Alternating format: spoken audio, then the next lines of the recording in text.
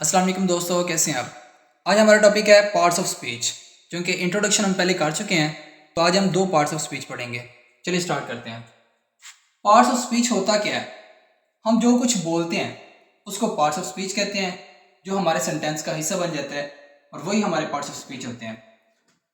अब इसका तो हमें पता है, लेकिन ये फिगर ऑफ स्पीच क्या होता है इसका भी बताता हूँ मैं आपको।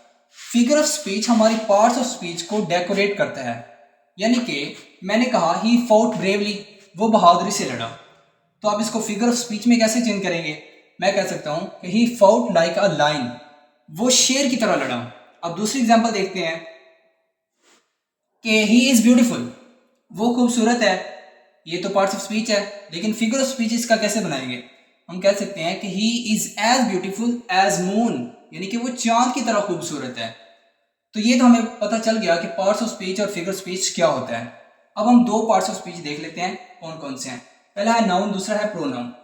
नाउन का तो आपको सबको ही पता है कि ये नेमिंग वर्ड्स होते हैं, लेकिन इसका एडिशनल इन्फॉर्मेशन ये है कि ये सब्जेक्ट के तौर पे भी काम कर सकता है और ऑब्जेक्ट के तौर पे भी काम कर सकता है।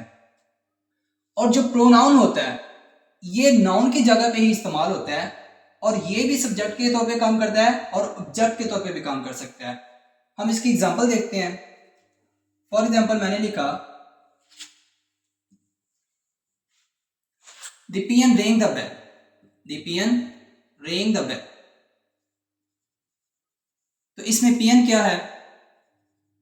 पियन है हमारा सब्जेक्ट, पियन हमारा सब्जेक्ट है एंड बेल क्या है? ऑब्जेक्ट है। ये तो हमारा हो गया नाउन। अब प्रोनाउन हम इसका कैसे बनाएंगे?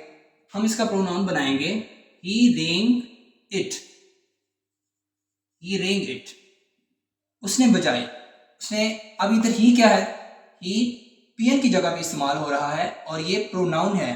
इट किसकी जगह पे यूज हो रहा है? ये बेल की जगह पे यूज हो रहा है और ये क्या है? ऑब्जेक्ट है। Okay students, thank you so much.